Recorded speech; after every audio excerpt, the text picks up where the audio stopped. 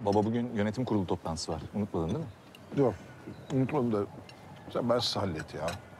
Bir de fuar var Frankfurt'ta. Havacılık fuarı. Biz de davetliyiz. Hatta senden bir konuşma yapmanı istiyorlar. Haberim var da ben yaşlandım bu işlere ya. Mahmur, gelmedi mi seninki bugün? Benimki kim? Şu bıyıklı olan. Kovdun mu yoksa? Yok, Mahur istemedi. Yeni birine bakacağız mecbur. Hay Allah. Çok büyük aşk vaat eden bir ilişkiydi. Ne saçmalıyorsun abi? Adam doğulu. Orta sınıf. Kaba ama güçlü. Sen zengin, narin, sanatçı, inatçı. Müthiş bir kıvılcım bence. Necati, Allah aşkına saçmalama.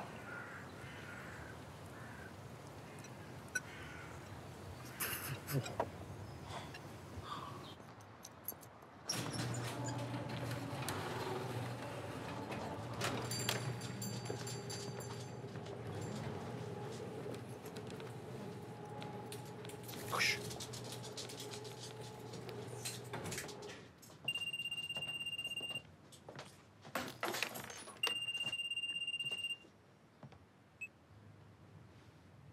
İyi günler Celal Bey.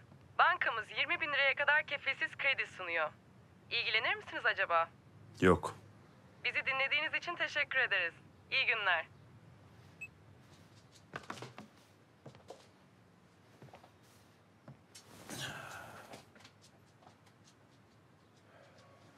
Gel Şaşkın.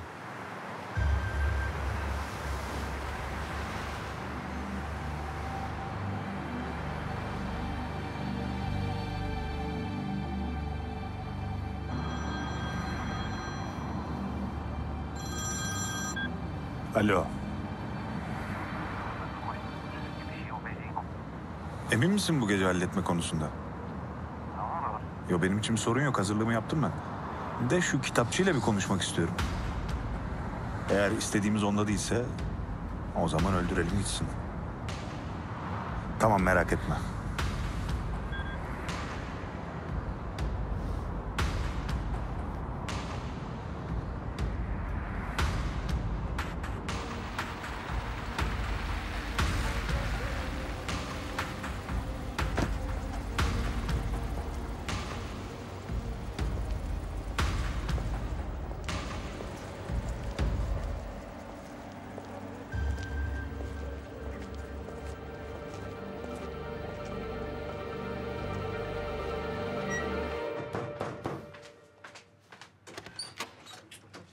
Hoş geldin oğlum. Hoş bulduk Şidan. Bir bey geldi, arkadaşınmış. Ben de kapıda beklemesin diye içeri aldım.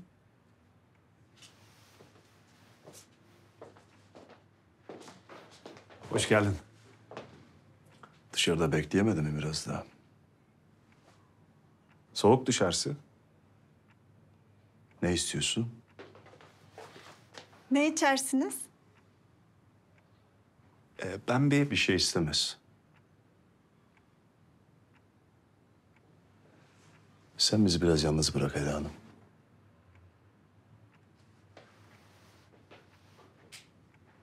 De bakalım derdine. kim olduğumu tahmin ettim bence. Yani uğursuz birine benziyorsun ama tam çıkaramadım. Savcıyı ben öldürdüm. Kızı da aradan çıkaracaktım ama sen yetiştin. Şimdi sana bir barış teklif ediyorum. Adın ne senin? Savaş. Bak Savaş kardeş. Duyduğuma göre kadınlara silah çekiyormuşsun. Galiba sen kansız bir arkadaşımızsın. Sana lafı uzatmayacağım. Fotoğraflar poliste değil, kızda da değil. Tek bir alternatif kalıyor. Fotoğraflar sendeyse bana ver. Şu kapıdan çıkayım gideyim, bir daha da birbirimizi görmeyelim. Bak kardeş. Bak şu fotoğrafı görüyor musun? Hakkari Çukurcu orası. Yıl 2010. Dağlardayım orada. 36 gün yürüdük. 36 gün hiç durmadan. Bir ton leş aldık. Şehit verdim. Kardeşinden öte dediğim adamların kolunu bacağını topladım ben. Kurşun yedim. Can aldım. Can verdim.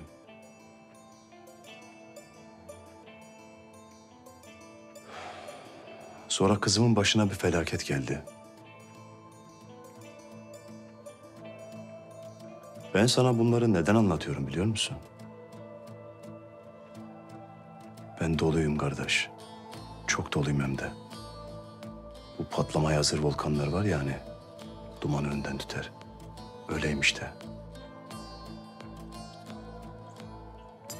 Eserde Maraşlı da var tabii. Sen onu onunla çarp.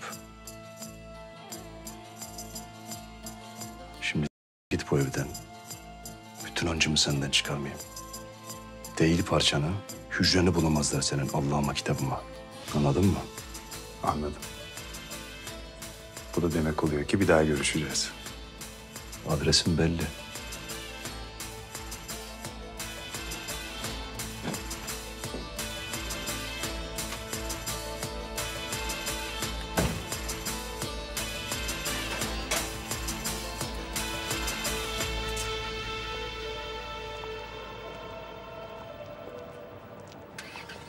Kızı öldürün.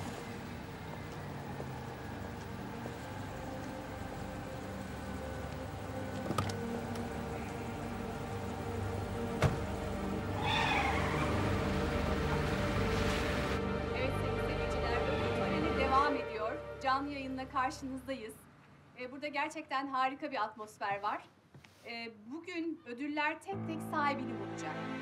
Bu özel gecede ünlü iş adamı Aziz Türel'in kızı Mahur Türel de ödül alacaklar arasında. Star Mac dergisi ödül töreninde gördüğünüz gibi